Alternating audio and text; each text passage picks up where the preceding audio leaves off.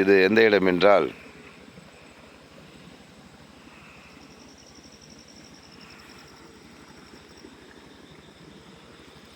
தண்ணீர் வந்துவிட்டது.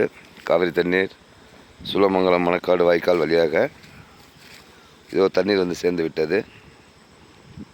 இது எந்த இடம் என்றால் இதோ அருள்மிகு முத்துமுனீஸ்வரர் சூலமங்கலம் ஆலயம். தண்ணீர் சத்தம் நல்லாக கேட்கிறது.